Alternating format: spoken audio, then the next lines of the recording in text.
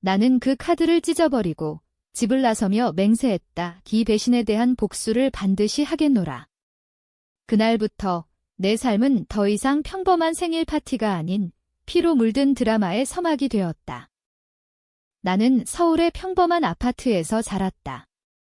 아버지는 일찍 돌아가시고 어머니는 나를 키우며 늘 고생하셨다. 하지만 그 고생 뒤에는 항상 차가운 시선이 따라왔다. 너는 왜 이렇게 약해? 다른 애들처럼 똑똑하지 못하네. 그런 말들이 내 어린 시절을 물들였다. 20살이 된 그 생일날 나는 기대에 부풀어 있었다. 친구들은 파티를 제안했지만 나는 가족과 함께하고 싶었다. 어머니가 케이크를 사오시고 따뜻한 포옹을 해주실 거라 믿었다. 하지만 문을 열자 어머니는 무표정하게 서 계셨다. 손에는 얇은 카드 한 장뿐이었다. 생일 축하해. 어머니의 목소리는 메마르기 그지없었다. 카드를 받아들자 안에는 짧은 글귀가 적혀 있었다. 많이 기대하지 마. 너는 내 친딸이 아니야. 그 순간 세상이 무너지는 소리가 들렸다. 나는 숨을 헐떡이며 물었다. 이게 무슨 소리예요? 장난이에요. 어머니는 고개를 저으며 대답했다. 진실이야. 내 아버지가 데려온 아이지? 이제 알았으니 더 이상 부담 주지 마. 그 말은 칼날처럼 내 가슴을 찔렀다. 친딸이 아니라고. 그동안의 차가운 대우가 설명되었다. 학교 성적이 나빠질 때마다 내 피가 문제야 라고 중얼거리시던 어머니. 내가 아플 때 병원에 데려가시며 한숨 쉬시던 모습. 모든 것이 퍼즐처럼 맞춰졌다. 나는 울음을 터뜨렸다. 왜 지금 말씀하세요? 왜? 어머니는 차갑게 말했다. 내가 20살이 됐으니까. 이제 내 인생은 내가 알아서 해. 그날 밤 나는 집을 나왔다. 가방에 옷 몇 벌과 약간의 돈만 챙겨서 서울의 번화한 거리를 걸으며 분노가 끓어올랐다. 어떻게 나를 키우면서 그런 비밀을 숨겼을까? 아버지가 데려온 아이라면 누구의 자식일까? 나는 핸드폰을 들고 옛날 사진을 뒤졌다. 아버지의 서랍에서 찾았던 오래된 편지들. 그 안에 숨겨진 단서가 있을지도 모른다. 하지만 지금은 복수가 우선이었다. 어머니를 아프게 하고 싶었다. 그분이 느꼈던 고통을 돌려주고 싶었다. 다음 날 나는 카페에서 아르바이트를 시작했다. 돈을 벌어야 했다. 독립해야 했다. 그곳에서 만난 지수라는 친구가 내 이야기를 듣고 말했다. 그런 엄마, 버려. 내 인생 살아. 지수는 나처럼 부모와의 갈등을 겪은 아이였다. 우리는 함께 룸메이트가 되었다. 작은 원룸에서 밤마다 이야기를 나누었다.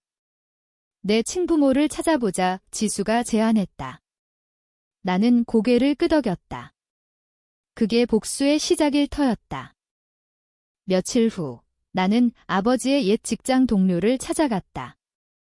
서울의 오래된 사무실, 먼지가 쌓인 책상들. 그분은 나를 보자 눈을 동그랗게 뜨며 말했다. 너는 그 아이구나. 아버지가 나를 입양한 건 병원에서 버려진 아기였기 때문이라고 했다. 어머니는 처음부터 원치 않았지만 아버지의 강요로 키웠다. 내 어머니는 항상 힘들어하셨어. 하지만 그건 핑계지. 그 말에 내 분노는 더 커졌다. 어머니는 나를 원치 않았던 거다. 그냥 의무로 키운 거다. 집으로 돌아가기로 결심했다. 아니, 돌아가는 게 아니라 대면하는 거다. 문을 두드리자 어머니가 나왔다. 왜 왔어? 진실을 말하세요. 왜 나를 미워하셨어요? 어머니는 한숨을 쉬며 안으로 들였다. 거실에서 우리는 마주 앉았다. 내 아버지가 바람을 피웠어. 너는 그 결과물이야. 충격이었다. 나는 사생아였다. 아버지의 불륜으로 태어난 아이. 어머니는 그걸 알면서도 키웠다. 매일 내 얼굴을 볼 때마다 그 여자의 그림자가 보였어. 나는 눈물을 흘렸다. 분노와 연민이 섞였다. 그럼 왜 말씀 안 하셨어요? 왜 나한테 화풀이 하세요? 어머니는 고개를 숙였다. 미안해. 하지만 이제 늦었어. 그날 나는 어머니를 용서할 수 없었다. 복수를 계획했다. 아버지의 불륜 상대를 찾아내 어머니 앞에 데려오는 거다. 그 여자가 아직 살아있다면? 지수와 함께 조사를 시작했다. 아버지의 일기장, 옛 편지들. 그 안에 이름이 있었다. 민정, 서울의 한 카페 주인. 우리는 그곳으로 갔다. 민정 아줌마는 나를 보자 안색이 창백해졌다. 너는 그의 딸이구나. 그녀는 울면서 말했다. 미안해. 내 어머니에게 너무 큰 잘못을 저질렀어. 민정 아줌마는 아버지와의 관계를 후회했다. 아이를 버린 건 어머니의 복수를 두려워해서였다. 나는 민정 아줌마를 데리고 집으로 갔다. 어머니는 문을 열자 그 여자를 보고 얼어붙었다. 이게 무슨 이제 진실을 마주하세요? 나는 소리쳤다. 새 여자가 거실에 앉아 오랜 원한을 풀어냈다. 어머니는 민정 아줌마를 때리려 했지만 나는 막았다. 그만해요. 이게 끝이 아니에요. 그날 이후 내 삶은 변했다. 어머니와의 관계는 더 복잡해졌다. 용서와 미움 사이에서 헤매었다. 지수는 나를 지지했다. 내가 강해져야 해. 나는 대학에 지원했다. 사회복지학. 버려진 아이들을 돕고 싶었다. 내 과거가 동기가 되었다. 하지만 복수는 끝나지 않았다. 어머니가 병에 걸렸다. 병원에서 어머니는 나에게 말했다. 미안해. 모든 게 내 잘못이야. 나는 울었다. 엄마, 왜 이제야? 어머니는 손을 잡으며 말했다. 너를 사랑했어. 그냥 표현 못했을 뿐이야. 나는 병원 복도를 걸으며 어린 시절을 떠올렸다. 초등학교 때 어머니는 내 도시락을 싸주시며 항상 잘 먹고 공부 열심히 해라고 말씀하셨다. 하지만 그 뒤에는 내가 왜 이렇게 느려? 라는 잔소리가 따라왔다. 아버지가 돌아가신 후 어머니는 더 하워시해지셨다. 아마 그때부터 비밀이 쌓였을 거다. 나는 그 비밀을 파헤치기 위해 민정 아줌마와 더 많은 대화를 나눴다. 그녀는 내 아버지는 좋은 사람이었어. 하지만 약했지라고 말했다. 불륜의 세부 사항을 듣자 내 가슴은 아팠다. 지수와 나는 밤늦게까지 계획을 세웠다. 어머니를 용서할지 아니면 더 아프게 할지? 하지만 병 소식을 듣자 모든 게 변했다. 나는 매일 병원에 갔다. 어머니는 약해지셨지만 눈빛은 여전했다. 너는 강해. 나처럼 되지 마. 그 말에 나는 대답했다. 엄마 때문에 강해졌어요. 드라마는 여기서 절정에 달했다. 민정 아줌마가 병원을 방문했다. 어머니는 그녀를 보자 나가 라고 소리쳤다. 하지만 민정 아줌마는 무릎 꿇고 사과했다. 용서해 주세요. 아이를 버린 건 내 잘못이에요. 어머니는 울었다. 오랜 세월의 눈물이 흘렀다. 나는 그 장면을 보며 복수가 무의미함을 느꼈다. 대학 생활이 시작되었다. 나는 열심히 공부했다. 사회복지 수업에서 입양 아동의 심리를 배웠다. 내 경험이 도움이 되었다. 친구들도 생겼다. 하지만 마음 한구석에는 어머니에 대한 미움이 남아 있었다. 크리스마스에 나는 집으로 갔다. 어머니는 퇴원하셨지만 여전히 약했다. 함께 저녁 먹자 어머니의 제안에 나는 수락했다. 그날 우리는 오랜만에 대화를 나눴다. 내 아버지를 사랑했어? 하지만 배신당했지. 어머니의 고백이었다. 나는 저도 사랑해요. 엄마라고 말했다. 하지만 진심이었을까? 분노가 아직 가시지 않았다. 새해가 밝았다. 나는 민정 아줌마와 만나 가족 모임을 제안했다. 모두 모여서 이야기해보자. 어머니는 처음에 거부했지만 결국 수락했다. 카페에서 세 사람은 마주 앉았다. 눈물과 웃음이 섞인 자리였다. 우리 모두 잘못했어. 어머니의 말에 나는 고개를 끄덕였다. 하지만 예상치 못한 일이 벌어졌다. 어머니의 병이 재발했다. 이번에는 더 심각했다. 병원에서 어머니는 나에게 유언처럼 말했다. 내 친어머니를 찾아봐. 민정이 아니야. 다른 여자야의 충격이었다. 민정 아줌마가 아니라고? 그럼 누구? 조사가 다시 시작되었다. 아버지의 편지 속에 또 다른 이름. 수연. 서울의 한 병원 간호사였다. 나는 그녀를 찾았다. 수연 아줌마는 나를 보자 오랜만이야 라고 말했다. 그녀가 진짜 친어머니였다. 불륜 상대가 둘이었다. 아버지의 비밀이 더 깊었다. 수연 아줌마는 눈물을 흘리며 나를 안았다. 미안해, 버릴 수밖에 없었어.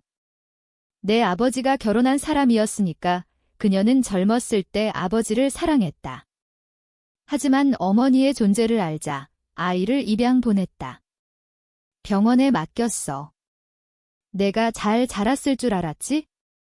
이 사실을 알자 내 세계는 다시 무너졌다. 어머니는 왜 민정 아줌마를 탓했나? 아마 착각이었을 거다. 아니면 의도적인 거짓말. 나는 화가 나서 어머니를 찾아갔다. 왜 거짓말하셨어요? 어머니는 약한 목소리로 말했다. 민정이 더 미웠으니까.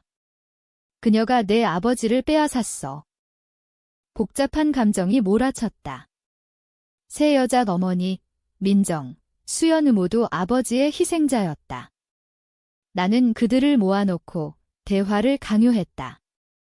병원 방에서 그들은 서로를 탓했다. 너 때문에. 아니, 내 잘못이야. 나는 소리쳤다. 그만. 아버지가 문제예요.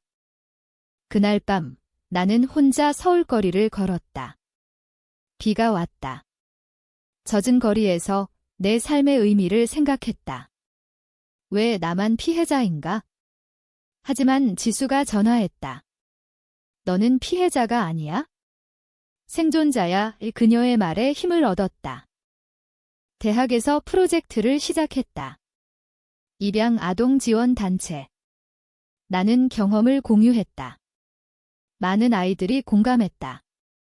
어머니의 병은 악화되었다. 나는 간호했다. 엄마, 사랑해요. 이번에는 진심이었다. 민정과 수연 아줌마는 번갈아 방문했다.